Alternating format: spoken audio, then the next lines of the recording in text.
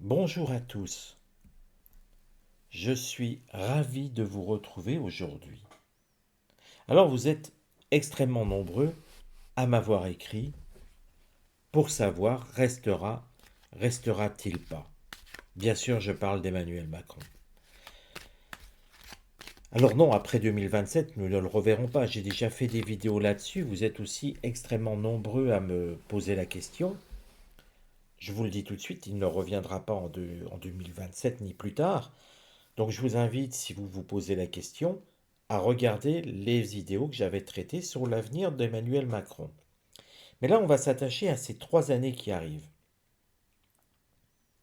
La Macronie va être battue aux élections. J'ai fait une vidéo là-dessus. Vous la retrouvez sur le premier tour, on voit très bien qu'ils seront battus. Par contre, vous vous posez la question de savoir s'il va rester comme président de la République jusqu'en 2027. Et ça, la Constitution le prévoit, c'est tout à fait son droit. Mais on peut se poser la question, est-ce qu'il restera ou pas?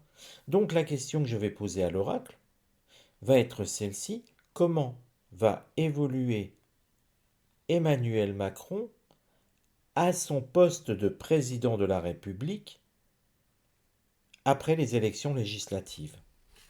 Et vous voyez, je rajoute le terme à son poste, parce que si j'avais simplement posé la question de savoir comment il allait évoluer, on aurait plutôt vu son côté des mesures, sur sa façon d'agir. Là, ce qui nous intéresse, c'est de savoir si oui ou non il va rester. Alors, on sent quand même, avec la carte ennemie, que monsieur n'est pas content. Vous voyez la carte ennemie, il va agir comme un ennemi. Nous partons de cette carte, c'est la première carte après les élections législatives, donc on va dire au soir du deuxième tour. On sent Emmanuel Macron avec une position agressive, ça nous le rappelle avec la carte martienne. Mars, c'est l'action, c'est une action, on va dire, tendance agressive. Ça ne dit pas la capacité d'agression, mais ça nous montre que ce n'est pas quelqu'un qui va être en harmonie, qui va être en adéquation, ni qui finalement va avoir peur. Nous aurions pu avoir une carte lunaire à cet endroit-là. Non, là, il voit le serpent. Nous le sommes ici. Je vous rappelle le serpent.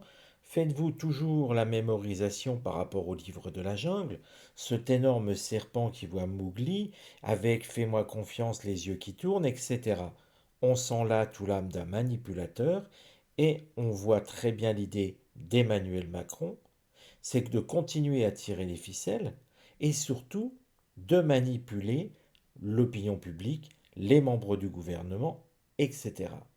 Il a une capacité de nuisance qui reste intacte. Il ne faut pas tomber dans le piège de se dire maintenant qu'il n'est plus président, il ne pourra rien faire. Souvenez-vous, un seul exemple, il préside le Conseil des ministres. Deuxième exemple, il est chef des armées. Et rappelez-vous comment Mitterrand a torpillé euh, Jacques Chirac, alors qu'il était Mitterrand était président, Chirac Premier ministre, et Mitterrand lui a pourri la vie. Donc vous voyez bien que ce n'est pas gagné pour autant. C'est une étape, mais ceux qui pensent qu'Emmanuel Macron va partir, on ne le sent pas du tout dans cette optique-là. Mais tout peut survenir ensuite. Qu'est-ce qui va évoluer? Qu'est-ce qui va aller contre? Eh bien, on sent quand même qu'il est un peu inaudible. C'est peu de le dire. Avec cette carte mercurienne, donc qui parle bien de la communication, il va perdre quand même beaucoup de terrain. Comme je vous l'ai expliqué, il garde une capacité de nuisance très importante, mais il y a quand même beaucoup de secteurs qui lui échappent. Et ça, par rapport à son poste, c'est forcément frapper l'ego d'Emmanuel Macron, sa fierté, si vous voulez. L'ego, tout homme politique en a, sinon il ne se mettrait pas à ce poste-là, mais trop d'ego finit par tuer l'ego et finit par apporter un Emmanuel Macron. Dès qu'il n'est plus maître de tout, il va commencer, eh bien vous voyez, à moins parler. Tant mieux direz-vous? Oui, peut-être. Peut-être parce que finalement, euh, annoncer tout et son contraire avait fini par lasser beaucoup de Français. Alors le Conseil a donné à Emmanuel Macron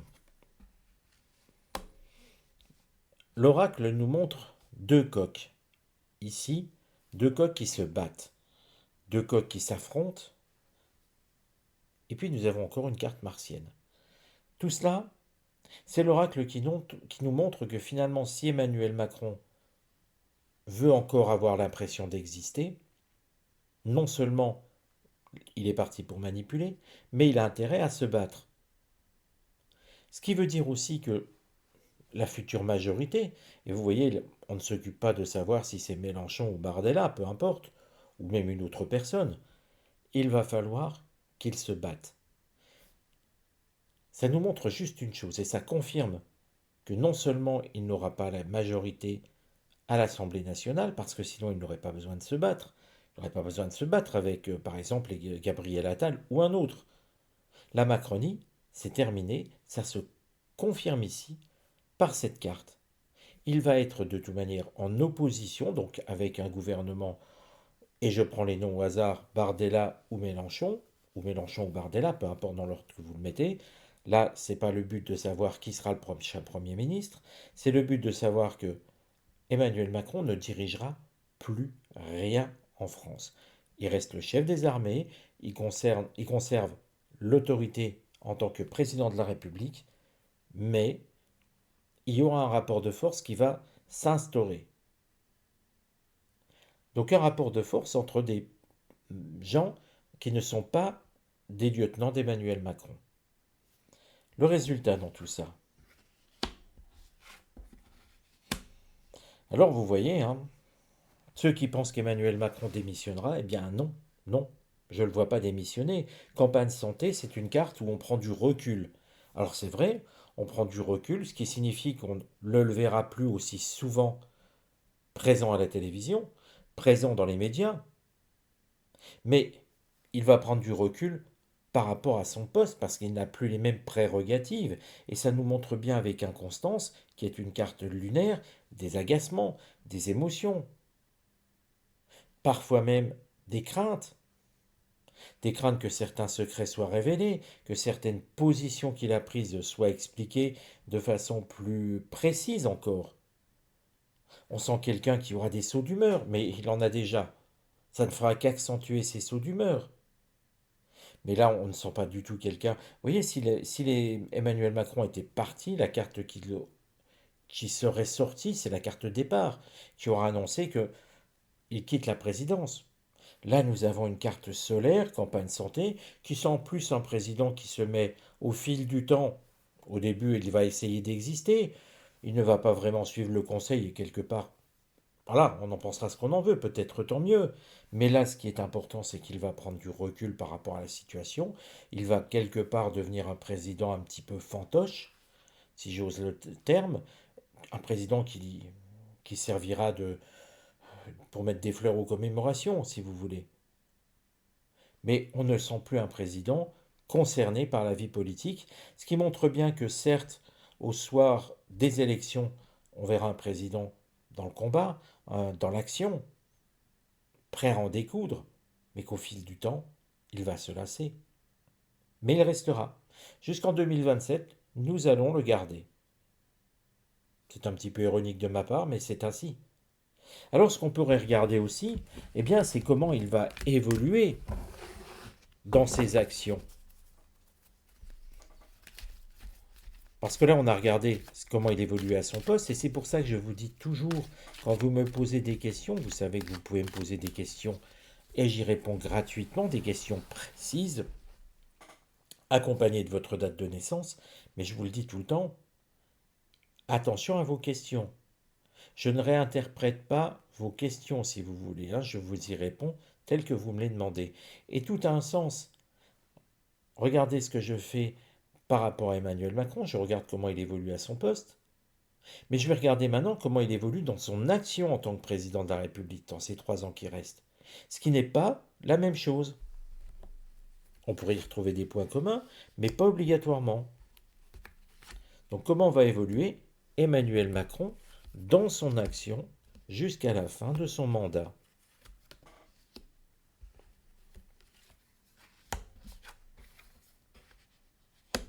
En tout cas, on retrouve exactement la même chose il tient à respecter, je dirais, ses engagements entre guillemets, en tout cas le fait d'avoir été élu.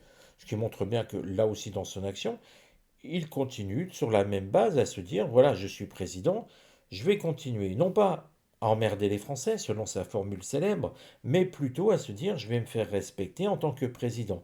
On sent quelqu'un qui souhaite un petit peu bomber le torse face à l'adversité, montrant encore que la Macronie ne sera pas réélue dans ces élections législatives. Est-ce qu'il va aller contre son action? Regardez, c'est l'étoile de l'homme. Ce qui montre une chose, c'est qu'il sera son propre ennemi, et même son pire ennemi. On n'a pas fini au départ, pour moi, de voir Emmanuel Macron, peut-être, oui, je vais quand même le dire, se ridiculiser par rapport à son poste, et prendre des positions qui le mettront en porte-à-faux et qui n'iront pas du tout dans l'esprit que souhaitent les Français. Le Conseil, alors le Conseil lui conseillerait de démissionner, parce que visiblement, il ne va plus servir à rien. Mais vous voyez, le conseil est quand même un conseil saturnien. Ce qu'il lui dit conseillerait, c'est de ne pas aller au bout de son mandat. Peut-être de faire 1 an et puis de laisser tomber. C'est en tout cas le conseil de l'oracle. Mais comme je vous ai dit, ce n'est pas ce qui se passera, hein. Ce qui montre là, quelque part, des actions où on sent un Emmanuel Macron un petit peu, je dirais, dans une forme de délire. C'est-à-dire que là, vu qu'il est son pire ennemi, il va annoncer des choses qu'il ne pourra pas tenir, qui ne seront pas tenables. On le sent sur la scène internationale un petit peu frôler le ridicule, si ce n'est l'atteindre vraiment.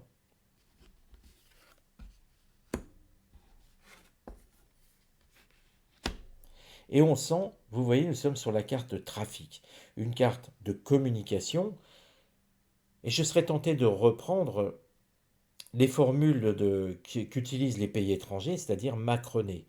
Macroner, c'est parler beaucoup pour ne rien faire et ne rien dire. C'est paradoxal. Et là, on sent, eh bien oui, quelqu'un qui va macroner, qui va échanger, parler, mais parler parce qu'il n'y a rien aussi, il n'y a pas d'action derrière, il n'y a pas d'action caractéristique. On sent quelqu'un qui, oui, s'emballe, c'est vrai.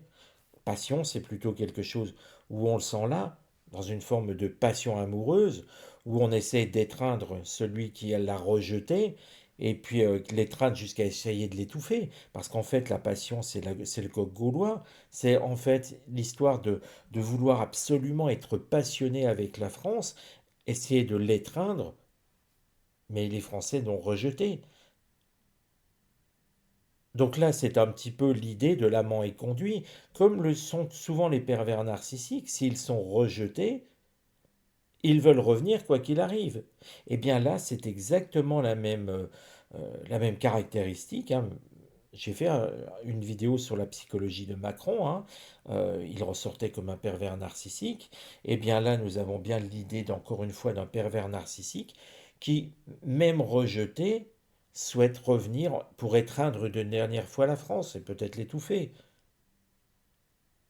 Tout va être placé là-dessus. C'est pour ça que je parle ici de Macroné, parce que certes c'est une carte mercurienne, c'est la communication, mais Macroné c'est de la communication, mais de la communication inutile. Encore une fois, comme l'amant qui est rejeté et qui peut pleurer toutes les larmes de son corps, et dont la personne avec qui il est ne le voudra plus dans sa vie. Alors voilà, les amis, si ce tirage vous a intéressé, eh bien n'hésitez pas à le partager. Je sais qu'il répond à une question que beaucoup d'entre vous vous posent.